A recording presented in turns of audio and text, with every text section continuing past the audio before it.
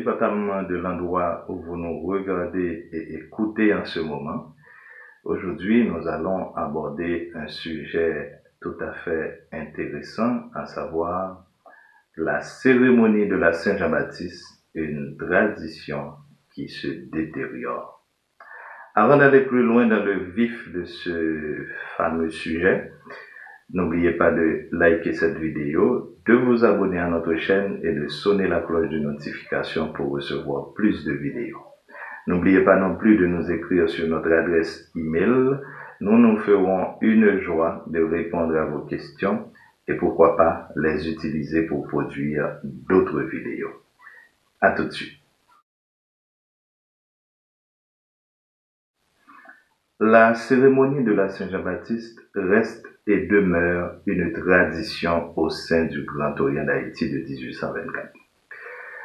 Nous voyons assez souvent le Sérénissime Grand Maître accompagné des officiers du Conseil exécutif du Grand Orient d'Haïti de 1824, ainsi que de nombreux frères défiler dans les rues de la capitale en possession maçonnique, cette possession qui part de l'Amitié des Frères Réunis numéro 1, siège officiel et constitutionnel du Grand Orient d'Haïti de 1824, pour aboutir encore à l'Amitié des Frères Réunis numéro 1, où un bûcher est installé après des prières et des invocations.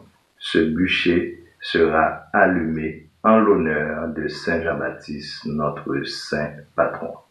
Cette cérémonie couramment appelée le brûler-bois, où de nombreux profanes aussi à la franc-maçonnerie participent activement à cette cérémonie tous les 23 juin et le 24 juin, les vénérables maîtres de rite Diok vont être installés à leur office et ainsi l'année maçonnique sera complète pour les loges de rite Diok. Les initiés disent souvent, si mon peuple périt, c'est parce qu'il lui manque la connaissance. Si mon peuple périt aussi, c'est parce qu'on lui apporte une connaissance qu'il n'est pas encore prêt à recevoir. La lumière peut bien nous aider à voyager dans les ténèbres. La lumière peut bien nous éclairer pour avancer dans la vie. Mais une trop grande lumière aussi peut nous aveugler et nous empêche d'avancer. Et c'est ce qui nous arrive quand les traditions se perdent, quand tout un chacun pense qu'on est à l'ère du Verseau maintenant et à cause de l'ère du Verseau qu'on est à même de révéler tous les secrets, tout ce qu'il y a dans le mysticisme et l'ésotérisme. C'est une erreur grave.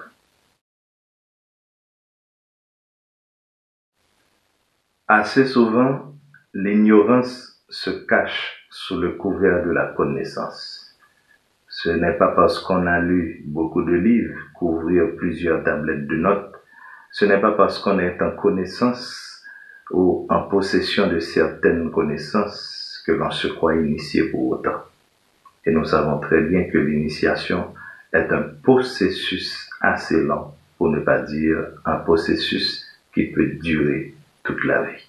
Et certaines fois, des gens passent toute leur vie en possession de certaines connaissances, mais ne sont jamais initiés pour autant.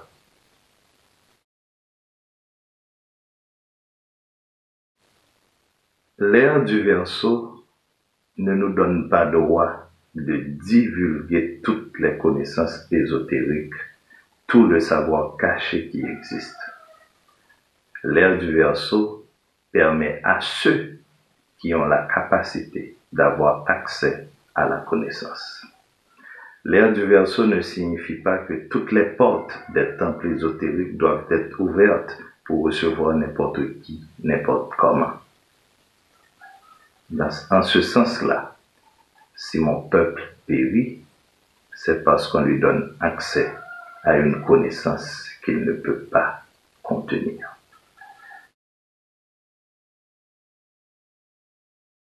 Il y aurait moins d'exhibitions publiques si les initiés, entre guillemets, avaient pénétré véritablement la connaissance que recèle la fête de la Saint-Jean-Baptiste. L'ignorance a cette particularité de s'afficher à tout bout de champ, n'importe où, n'importe comment. Ceux qui ne peuvent pas garder un secret ne savent rien absolument. S'ils savaient, ils auraient mieux fait de se taire et de ne pas exhiber leur connaissance au grand public, aux yeux de tous. L'exhibition, justement, est le signe de l'incompréhension et du savoir manqué de certains initiés. Lorsqu'on ne comprend rien, on l'exhibe. Lorsqu'on ne sait pas, on l'étale, tout simplement. Parce que pour ces gens, le savoir, c'est une exhibition. Il faut s'exhiber pour montrer aux gens que l'on sait. Comme si les gens avaient besoin de savoir que vous savez. Et vous savez quoi?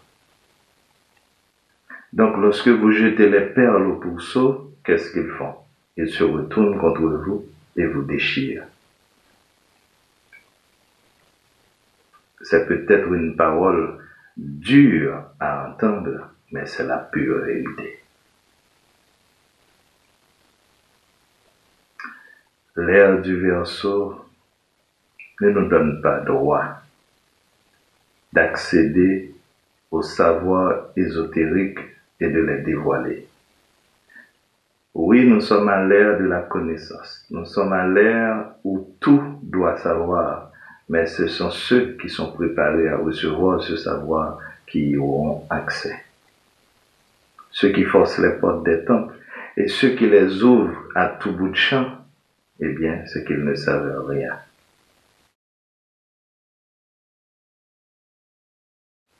Ce feu de la Saint-Jean qui est un feu de renouveau, ce feu de la Saint-Jean qui fait éteindre toutes les passions humaines, ce feu de la Saint-Jean qui vous demande d'abandonner toutes les poursuites physiques et matérielles pour vous ouvrir à la pleine lumière, que ce feu de la Saint-Jean vous éclaire, vous, initiés de la franc-maçonnerie. Que ce feu de la Saint-Jean écarte de vous tous les métaux. Que ce feu de la Saint-Jean écarte de votre conscience tout ce qui l'encombre et vous empêche de rester dans la lumière.